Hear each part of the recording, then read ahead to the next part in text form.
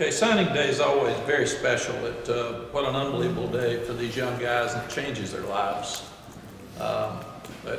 You have a dream to play college football, and very few people get scholarships when you look at the percentages across the country. And then these guys that get scholarships are so fortunate, and they've earned it, they've worked hard for it.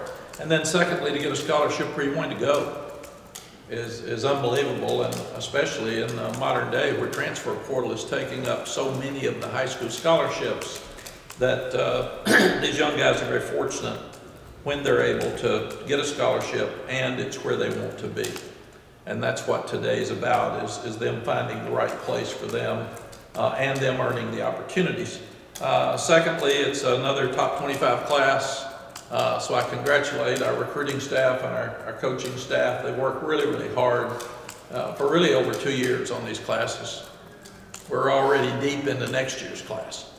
And we're still trying to do it with a large majority of high school players, and then fill in some areas of need with the portal.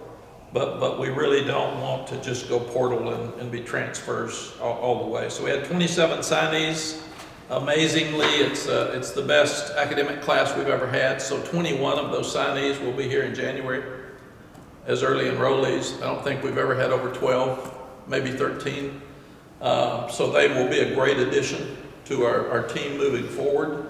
Not that it matters because everybody grades them differently, but 12 4 stars, 15 3 stars, 14 guys on defense and 12 on offense, and 1 specialist. So we had a very balanced class.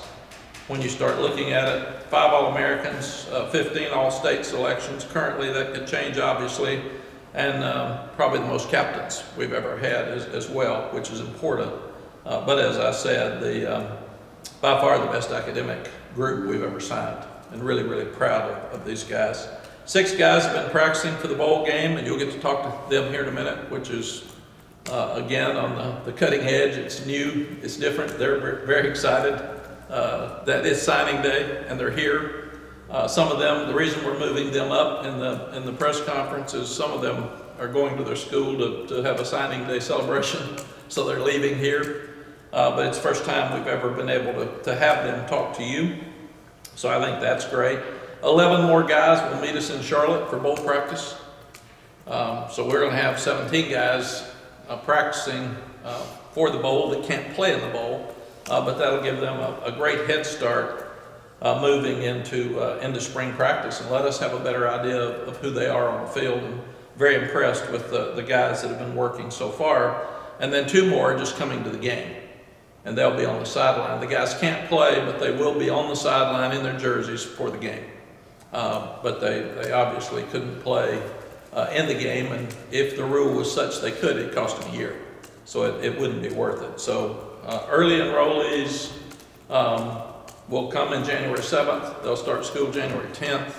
Transfer portal guys can practice in the bowl. We haven't had any yet, but that could change between now and Charlotte. So that's a possibility too. They can't play in the bowl game either, but they can have the experience and go to all the functions, and that really, really helps and makes it more fun. So really pleased with this class. It filled a lot of needs. We've still got a few needs we'll look at in the portal, and that'll continue. There'll be some guys that'll go in the portal after the bowl game from different schools. The portal will be open again after spring practice, so you just have to continue to evaluate and try to fill in your needs, and you work at that the best that you possibly can. A couple of things at the end that I wanted to address too is very disappointed that some misinformation came out on Kobe Pesar. In your business, you should be right before you report it. And somebody said it was the same ankle he got hurt before. There were accusations that we put him back out there too soon. None of that's true.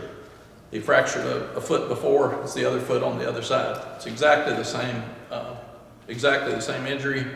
But that's not fair to the kid. It's not fair to his parents. I was in your business for 5 years. Get it right. I mean, that's important. We do things wrong as coaches. If you don't report it right, that's not fair to anybody. So, but it is totally the same injury on the other foot. And he will have to have his operation today. He will be back for spring practice, but he's very disappointed and he'll miss the game. It's so interesting. He's been here for a long time. He's been hit a bunch and hadn't been hurt. And this was a non-contact injury again. He was catching a flat route on the goal line and just turned backwards and hurt it. So very disappointing for him. But again, please call and check and get it right before we start releasing stuff. Secondly, in our last ball game with a rival school, after the game, the head coach of that school called our players a piece of shit. And I apologize for that language. But I've never heard something like that before, and I'm disappointed. I thought it was classless. It's not true. Number one, we didn't play well in the game. We didn't coach well in the game. It's been very well documented, and I got that. But you don't call kids a piece of shit. And I've addressed it with our team. I apologize to them. These kids are one of the top academic groups in America. They got an award for AFCA's top 13.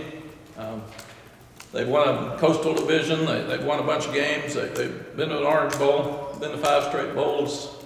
They represent us well. And from me speaking for them and their parents, they really didn't appreciate being called a piece of shit.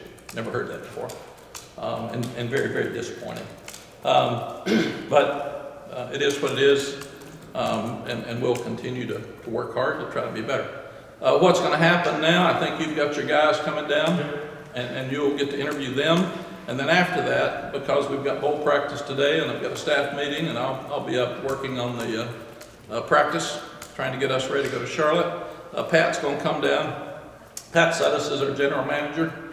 He works so hard recruiting and it's tougher than ever before to do his job. Roster management is very, very difficult. You got guys leaving, guys coming, you're trying to make your numbers fit. You're not sure. We weren't even sure how many initials we could have in June when we had scholarships out. So that job's tougher than ever before, and I'm so proud of Pat and what he and the recruiting staff have done. And he works with compliance, he works with NIL for recruiting. So he's just been an absolute blessing for me and for us. And I thought it would be better for him today when I'm in the staff meeting to come and address all the players with you and talk about them, because he and the recruiting staff spent 2 years on these folks. So that is it. So, Can I ask you a question? No, yeah. I'm not going to answer any questions today. This is just about signing day. Yep. So, Hey, Coach. Yes. Just to clarify, did you say, I could be delusional, did you say there were 12 captains from high schools? Is that what you no, I said there were lots of these guys that were captains. Gotcha, all right, thank you. And captains are different. Some are game captains, some are year captains, so. Gotcha, all right, thank you.